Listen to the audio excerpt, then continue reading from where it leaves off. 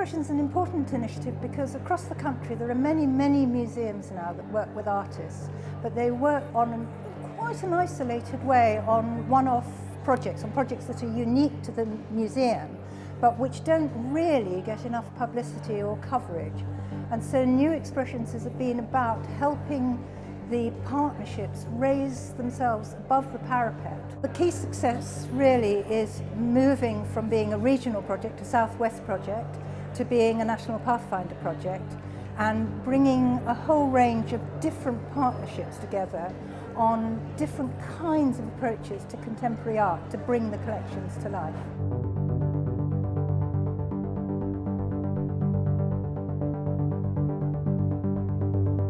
We were approached to see if it was something we'd be interested in doing, and then working with the other CMC partners, we talked about it and we thought this would be a really good opportunity for us to do something which we haven't done before, engage with a contemporary artist, and also do something with the collections. We're really keen to work with the collections with a contemporary artist, so it seemed a really good match. We advertised the opportunity through our websites, through social media, and then we invited artists who were interested to spend a day with us, and we organised a bus tour between all the venues because we felt it was really important that the artists actually saw the venues, saw the landscape of Cumbria, and also engaged with the collections. And then after that we asked for further submissions, and we then worked up 3 of the submissions, and then we interviewed, and also Judith King, our mentor, interviewed, and we chose Uta Kögelsberger. We were really keen to work with a contemporary artist to bring in a different voice in interpreting our collections. So instead of it being a curatorial approach and interpretation, we wanted to work with a contemporary artist to draw out different things, draw out different relationships, take inspiration from the collections in just a very different way, and ultimately create a body of work in response to those collections. The brief said, we would like you to create a link between the 3 museums, the 3 venues, and they wanted people to respond to the region of Cumbria, and they were talking about the diversity in that region, so the Lake District being extremely wealthy and areas like Carlisle not being very wealthy. And the collections was one of the things that was mentioned in it, but it didn't, obviously you can't do everything with one project, so it was a very open brief. We wanted to take risks with this opportunity, and we also wanted to be challenged. I was very keen that the artist would work with the curators and challenge the curators, and also we would challenge the artist. So when we interviewed, we were very clear that this was a new opportunity. It was something that we'd not done before as the Cumbria Museum Consortium. So we really wanted challenge on both sides. So yeah, I think we felt we welcomed that challenge, really. I think I always take risks in the work, so the working would not be very interesting to me if I didn't feel like I was taking some degree of risks with the work.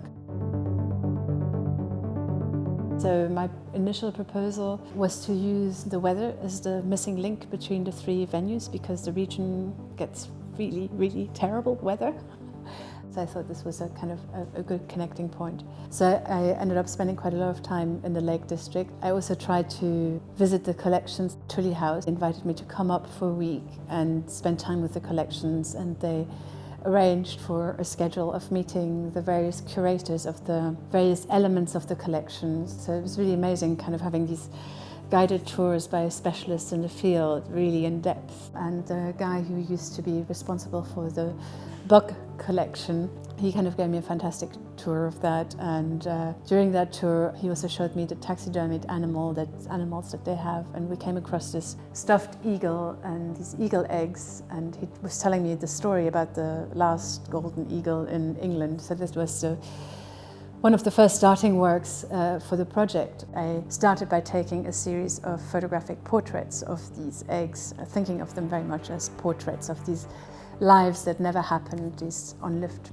possibilities. And I took them with a large format camera, which meant that they were then blown up to a little smaller than 5 foot by 4 foot. And what happened when the eggs were blown up very large is they start looking like planets. So these sort of worlds again of unrealized possibilities. The Dave Walker piece, observing the landscape, is trying to find an answer of redefining the landscape through a non-picturesque interpretation. He's taken meticulous notes of eagle movements through the landscape. These meticulous notes in the piece are read out by him in a kind of very monotonous voice, almost a little bit like the shipping news. 1510, female drop up to circle above high top SSS plus H, drift down. The second video that I worked on was in response to the weather conditions in the Lake District. And this video was shot in the big mouth of a disused mine. And in that cave, when it rains a lot, there's these very isolated rain drips.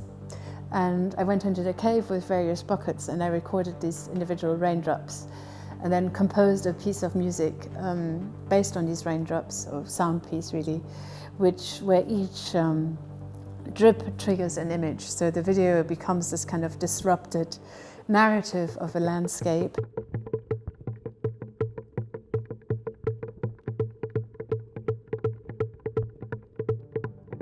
The fourth work is again in response to the weather conditions of the Lake District, and that was a kind of theatrical backdrop that I created for Dove Cottage, which again is an incredibly picturesque place, and the backdrop has a sort of slight touch of irony in how it references the fake skies in movies, in old movies, and it's very loosely based on one of the paintings in Abbot.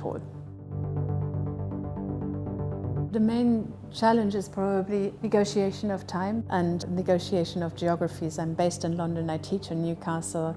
I was doing the project in the Lake District, so there was a lot of logistics of zooming around from one place to another over this year. So that then becomes a time issue of making the amount that needs to be made within a year, which is a very short turnover when you're actually thinking of 4 new, it's not pieces of work, they're kind of almost like 4 separate bodies of work.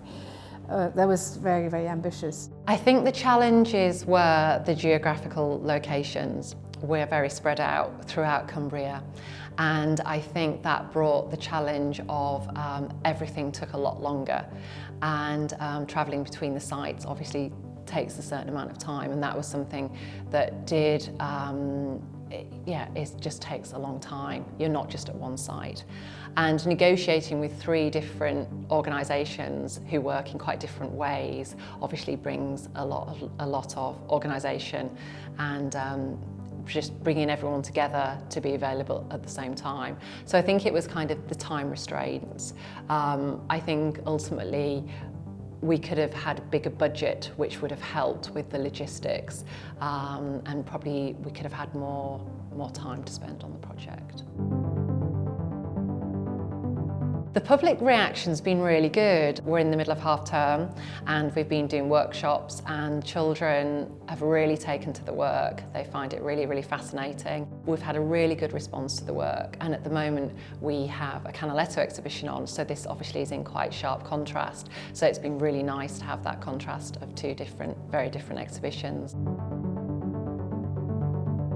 A lot of our collections are on display, but also a lot of our collections are in store. So it was really nice to work with Uta on some of the objects that we haven't had on display for a while, and to allow her kind of free rein to look at our collections and draw out her own inspirations, her own paths to follow, her own kind of interests. We found it really positive, and we found it's allowed us to work with a contemporary artist. It's allowed us to be challenged in that process of working with the collections, working with a contemporary artist. Overall, we found it to be a really positive experience. The strength of this particular working with 3 venues at the same time is maybe what I touched on a little bit earlier, is that it opens up a bunch of possibilities in terms of how you create these links, so that it ties in the kind of environment as well as the 3 venues, and kind of trying to, in a way, maybe that's where New Expressions can achieve its full potential, by creating these links from a collection to an environment, but that then maybe at times means that it's not a direct reference to a collection, but really a broader view of trying to create that missing link, as they called it in the bid. I think that's maybe where the consortium has the strongest potential.